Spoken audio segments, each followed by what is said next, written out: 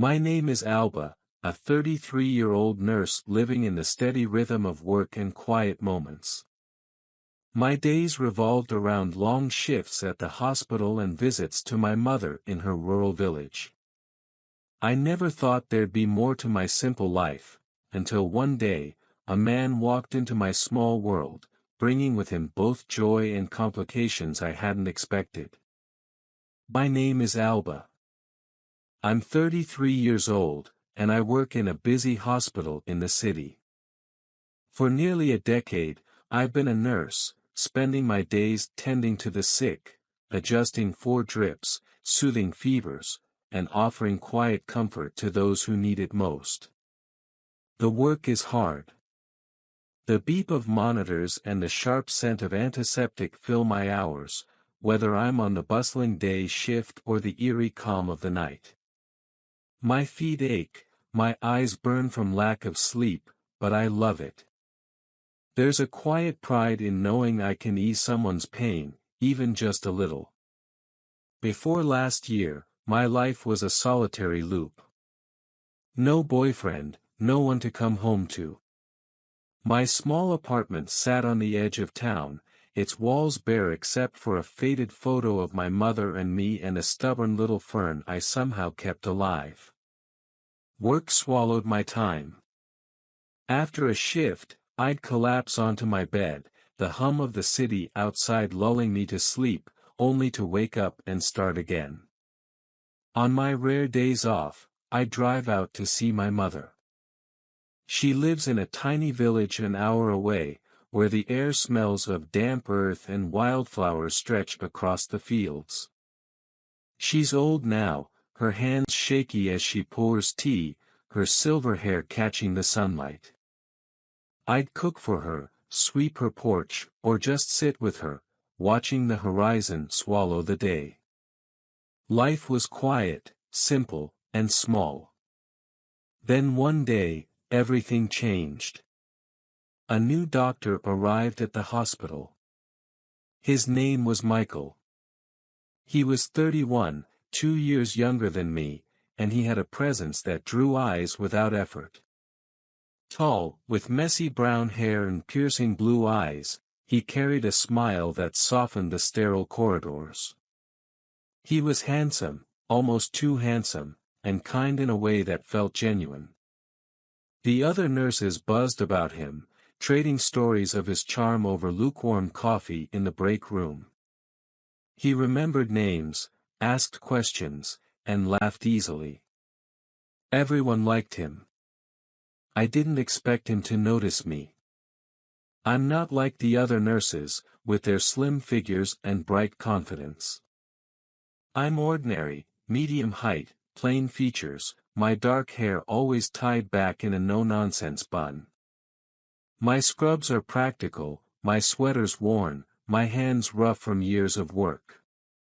I'm just Alba, the nurse who keeps going, head down, heart steady. So when Michael started talking to me, I was stunned. It began with small moments. He'd catch me in the hallway, charts in hand, and ask, "How's your day going, Alba?" His voice was warm, his smile crinkling his eyes.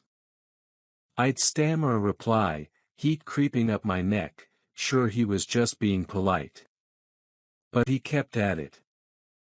Day after day, he'd find me, restocking supplies, checking a patient, and chat like it was the most natural thing. I didn't understand why. Someone like him, so polished, so alive, shouldn't care about someone like me. One rainy evening, after a 12-hour shift left me drained, I stood under the hospital awning, watching the downpour. Michael appeared beside me, raindrops clinging to his coat. "Need a ride home?" he asked, his tone light but his gaze steady. My legs screamed for rest, and the thought of a dry car won me over. "Yes," I said, and he led me to his sedan, a clean, simple thing with a faint pine scent inside. As he drove, we talked. Work at first, the chaos of the ER, the the patients we'd saved, then more. I told him about my mother's village, the way the wind rustled the fields. He shared tales of a loud childhood, growing up with 3 brothers. His laugh was easy, and for the first time in ages, I felt my shoulders loosen. That ride turned into a habit. Whenever our shifts lined up, he'd drive me home. Sometimes he'd show up at work with tea, steam curling from the cup as he handed it over with a grin. During lunch, we'd sit in the cafeteria, trays of soggy pasta between us, talking about our lives. I started to crave those moments, his voice, his presence, the way he made the world feel less gray. I was falling for him, and it terrified me. One weekend, with a rare day off for both of us, he asked, "Want to see a movie?" My heart thudded as I nodded. We went to a little theater downtown, laughing through a silly comedy, then wandered the streets after. The air was crisp, our steps slow, our shoulders brushing now and then. We talked for hours, about dreams, fears, the small things that made us who we were. I felt a joy I hadn't known in years, a fragile hope that maybe he felt it too. But a few days later, that hope cracked.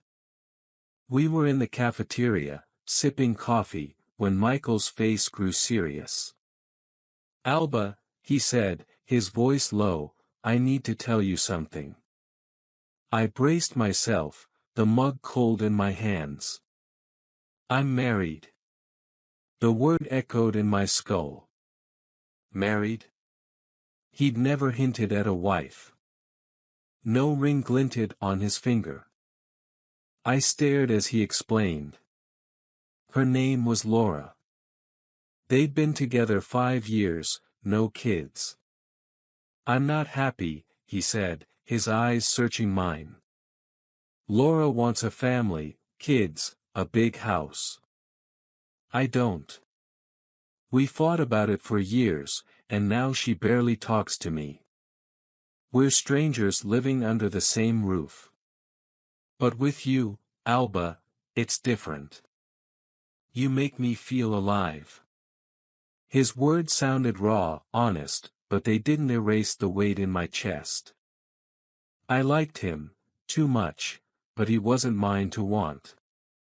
That night, alone in my apartment, I couldn't sleep. Why me? If he had a wife, she must be beautiful, perfect. What did he see in me, an overworked nurse with tired eyes and no grace? I turned it over endlessly, guilt and longing tangling inside me. A few days later, I went to the big supermarket in the city for groceries. The fluorescent lights buzzed overhead as I pushed my cart through the aisles, the faint smell of fresh bread drifting from the bakery. Then I heard his voice, warm, familiar, laughing. I froze, peering around a stack of canned soup. There was Michael, standing with a woman. She was stunning, tall, elegant, with glossy blonde hair and a smile that lit up the space. She wore a tailored coat, heels clicking softly, every inch of her polished. Laura, I guessed. They were picking out wine, her hand brushing his arm as she said, "Don't forget we've got that dinner tonight with my friends, okay?" He nodded, his smile soft, their ease undeniable. My stomach dropped. They didn't look like strangers. They looked happy. I stood there, the air suddenly thick, my pulse hammering. The bread smell turned sour in my nose. I abandoned my cart and slipped out, the automatic doors hissing shut behind me. All the way home, their laughter replayed in my head. If he was so unhappy, why did he look at her like that? Was I just a game, a way to fill some void? The next day at work, I was a wreck, exhausted, distracted, my thoughts a storm. Michael found me in the hallway, his usual smile in place. "Hey, Alba," he said, but I couldn't smile back. "We need to talk," I said, my voice trembling. He frowned, concern flickering in his eyes. "What's wrong?" "I saw you," I said, the words spilling out. "At the supermarket, with Laura. You were laughing, picking wine. She said you had a dinner tonight. You didn't look unhappy, Michael. I don't understand why you're here with me if you're fine with her." His face fell, shadows crossing his features. "Alba, it's not what you think," he said, stepping closer. "Laura and we put on a front sometimes. That dinner's just an obligation, something we've done for years. It doesn't mean anything." I meant what I said. "With you, I can breathe. You're real." His voice cracked, pleading, but I felt the ground shift beneath me. "I need space," I said, turning away. He nodded, silent, his eyes heavy with something I couldn't name. For days, I wrestled with it all. I called my best friend, Sarah, and poured out the mess, Michael's kindness, his confession, the supermarket scene. Sarah listened, her voice steady through the phone. "Alba, you deserve more than half of someone," she said. "I dated a guy like that once, always excuses, always torn. It broke me. Don't settle." Her words hit hard, echoing what I'd been afraid to admit. I had to choose myself. A week later, Michael called. "Can we talk?" he asked. I agreed, nerves twisting in my gut. We met at a park, the air cool, leaves crunching underfoot. I faced him, steadying my breath.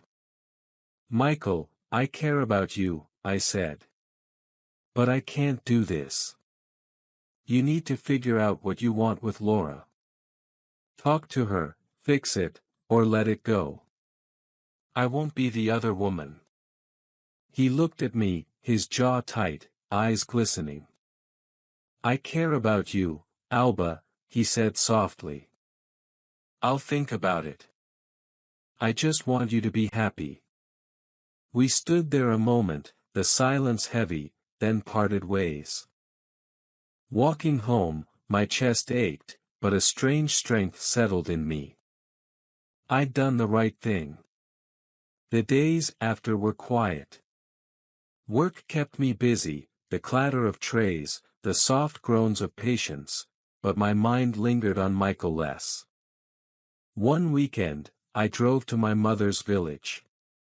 This time, I brought an old book she'd read to me as a child, its pages yellowed and worn.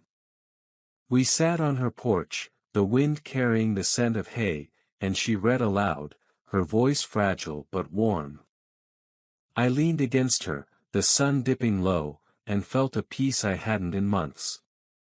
I didn't need Michael to feel whole. I had my work, my mother, myself, and that was enough.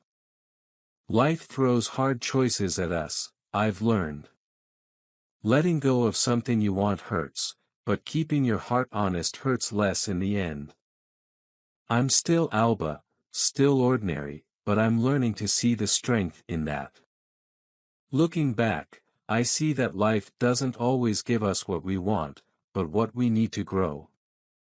I still work at the hospital, still drive out to see my mother, but now I carry a new kind of peace. Michael was a short chapter, a lesson in loving myself before anyone else. If you've ever stood at a crossroads like I did, share your story, with friends, with yourself. Life is made of small choices, and I'm learning to pick the ones that make me happy. Thanks for reading my story. I hope it brings a little light to your day.